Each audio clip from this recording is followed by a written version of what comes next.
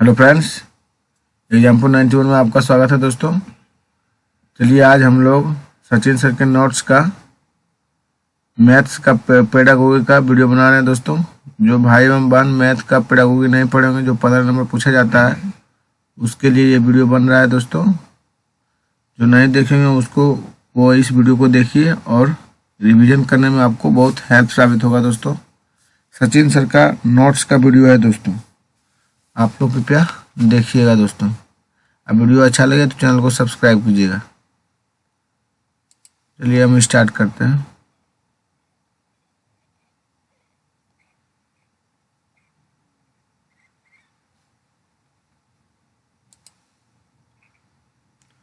महत्वपूर्ण कथन है दोस्तों। नेपोलियन के अनुसार गणित की उन्नति में ही सबकी उन्नति है। गणित की उन्नति में ही सबकी उन्नति है। हॉब्स के अनुसार गणित एक पत्थर के समान विषय है, जिस प्रकार पत्थर औजारों को तीव्र करता है, ठीक वैसे ही गणित मस्तिष्क को तीव्र करता है। प्लेटो के अनुसार गणित मानसिक शक्तियों को प्रशिक्षित करती है, जिससे सोई हुई आत्मा चेतन व जागृत अवस्था में आती है।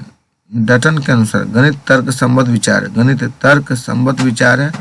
जॉन लॉक के अनुसार गणित वो मार्ग है जो बच्चों के मन मस्तिष्क में तर्क की आदत पैदा करता है। जॉन लॉक के अनुसार गणित वो मार्ग है जो बच्चों के मन मस्तिष्क में तर्क की आदत पैदा करता है। मार्शल स्टोन के अनुसार अमूर्त व्यवस्था को मूर्त रूप देने की गणित है दोस्तों। अमूर्त व्यवस्था को मूर्त रूप देने ही गणित है। गॉस के अनुसार दोस्तों गणित विज्ञान की रानी है दोस्तों। रोजर बेकन के अनुसार गणित सभी विज्ञानों का सिंह द्वारा वह कुंजी है। गणित सभी विज्ञानों का सिंह द्वारा वह कुंजी है। हैग-बेन के अनुसार गणित सभ्यता और संस्कृति का दर्पण है दोस्तों। हैग-बेन के अनुसार गणित सभ्यता और संस्कृति का दर्पण है दोस्तों। चलिए आगे पढ़ते हैं दोस्तों। निंदनात्मक और उपचारात्मक शिक्षण। निंदनात्मक शिक्षण, निदान का अर्थ होता है कारण जानना, यानी इसमें बच्चों की असफलता, कमियों, कठिनाइयों का पता लगाया जाता है। उपचारात्मक शिक्षण है दोस्तों रिमेडियल टीचिंग। बच्चों की कमियों का पता लगाने के बाद उनका समाधान करना या फिर दोबारा से शिक्षण करवाना उपचारात्मक शिक्षण कहलाता है दोस्तों। सामुदायिक गणित कम्युनिटी मैथमेटिक्स है। समाज के प्रत्येक वर्ग के लोग को गणित के ज्ञान की आवश्यकता होती है। हमारे समाज में प्रत्येक व्यक्ति जो अपनी जीविका कमाता है तथा आय व्यय करता है, उसे किसी न किसी रूप से गणित के ज्ञान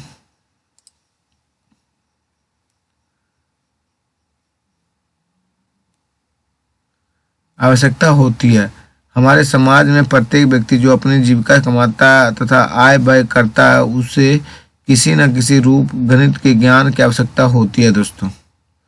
सामाजिक जीवन जीने के लिए गणित के ज्ञान की अत्यधिक आवश्यकता होती है। समाज में होने वाले सभी प्रकार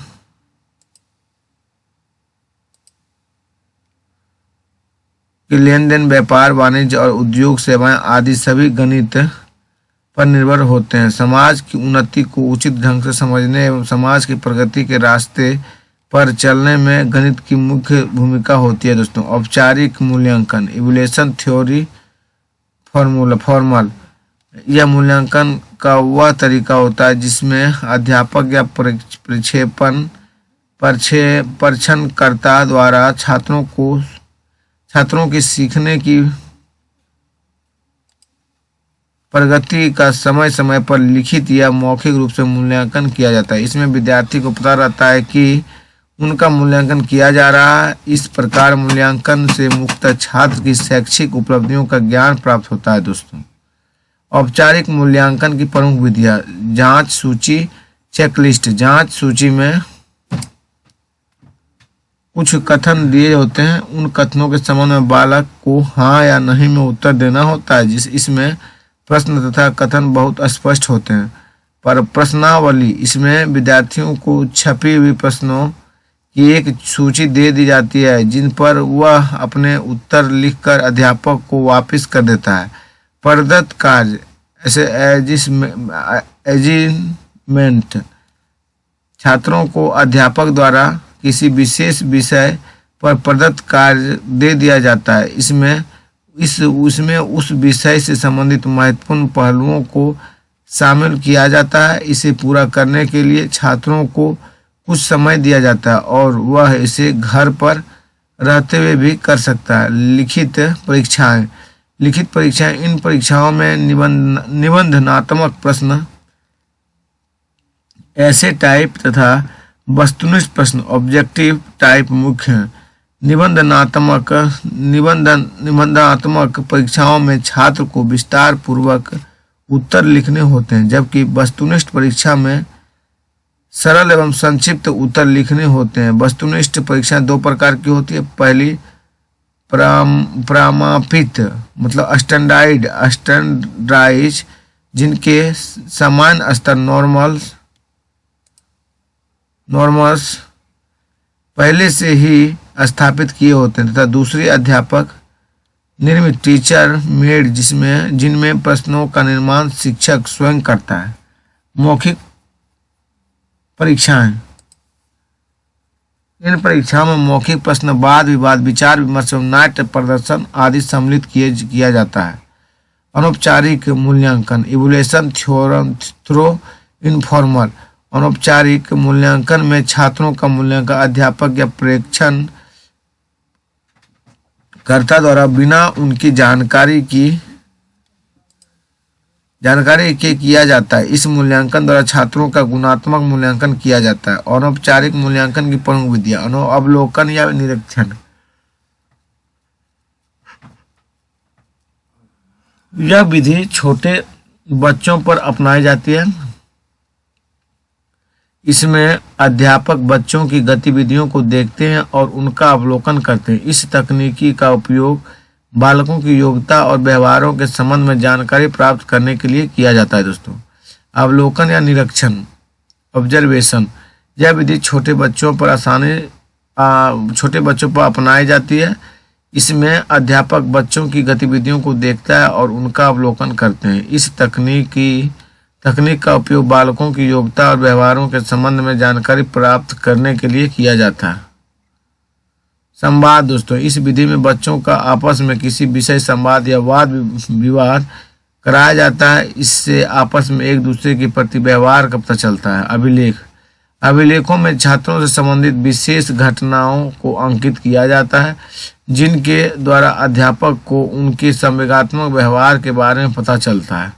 गणित में शिक्षण की समस्याएं टीचिंग प्रॉब्लम्स इन मैथमेटिक्स, छात्रों का शारीरिक व मानसिक स्वास्थ्य, प्राथमिक स्तर पर छात्रों का गणित में कमजोर होना, गणित शिक्षण के लिए उचित वातावरण न होना, पाठ्यक्रम की संरचना की समस्या, शिक्षक का व्यवहार, अध्यापक का संबंधित विषय का सही ज्ञान न होना, उचित शिक्षण विधि का उपयोग, त्रुटि विश्लेषण एरर एनालिसिस, छात्रों की अधिगम संबंधित कठिनाइयों या त्रुटियों का पता लगाकर उसके कारणों की खोज करना ही त्रुटि विश्लेषण कहलाता है। गणित शिक्षा में त्रुटियों की महत्वपूर्ण भूमिका होती है, क्योंकि इन्हीं के द्वारा ही बच्चे सीखते हैं।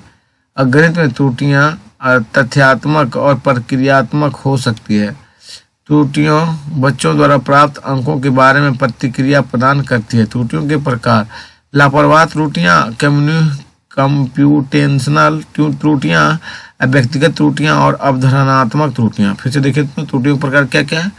पहला है लापरवाह त्रुटियां, दूसरा कंप्यूटेशनल त्रुटियां, तीसरा है व्यक्तिगत त्रुटियां, चौथा अवधारणात्मक त्रुटियां। सांख्यिकी स्टैटिस्टिक्स, संख्यात्मक आंकड़ों का संख्यात्मक आंकड़ों का व्यवस्थित अध्ययन सांख्यिकी कहलाता है। आंकड़ों के प्रकार, प्राथमिक आंकड़े, जब कोई व्यक्ति खुद आंकड़े प्राप्त करता है। प्राथमिक आंकड़े को प्राप्त करने की विधि, direct personal investigation, indirect oral investigation. तीसरा है दोस्तों स्थानीय स्रोतों से सूचना प्राप्त करना। चौथा है प्रश्नावली भरवा कर। पांचवा है परगणकों द्वारा सूची भरवाना। द्वितीय आंकड़े, इन आंकड़ों को सरकार द्वारा भविष्य की योजनाओं के निर्माण में प्रयोग में लाया जाता है, क्योंकि यह पहले प्रकाशित या अप्रकाशित हो चुके होते हैं। द्वितीय आंकड़ों को प्राप्त करने की विधि दोस्तों, अंतर्राष्ट्रीय प्रकाशन, सरकारी प्रकाशन और अर्ध सरकारी संस्थाओं का प्रकाशन। द्वितीय आंकड़ों को प्राप्त करने की विधि क्या है दोस्तों? पहला अंतर्राष्ट्रीय प्रकाशन, दूसरा सरकारी प्रकाशन और तीसरा अर्ध सरकारी संस्थाओं का प्रकाशन। चौथा है व्यापारिक संस्थाओं का प्रकाशन और पांचवा पत्र पत्रिकाओं का प्रकाशन। दोस्तों मैथ का पेडागोगी समाप्त हो गया है। अब मैथ का प्रीवियस से जो क्वेश्चन आंसर पूछा गया उसका सिर्फ पेडागोगी बचा है दोस्तों। थ्योरी का पार्ट समाप्त हो गया। आराम से इसको देखिए। पेडागोगी का क्वेश्चन आंसर का वीडियो बनाया जाएगा दोस्तों, तो उसमें लिख दिया जाएगा दोस्तों कि क्वेश्चन आंसर का वीडियो है। सीटेट जो 2011 से 2022 तक जो पूछा गया मैथ पेडागोगी का क्वेश्चन आंसर दोस्तों, उसका भी वीडियो आपको बना के अपलोड किया जाएगा दोस्तों। आप लोग देखिए आराम से। वीडियो अच्छा लगे दोस्तों, चैनल को सब्सक्राइब कीजिए।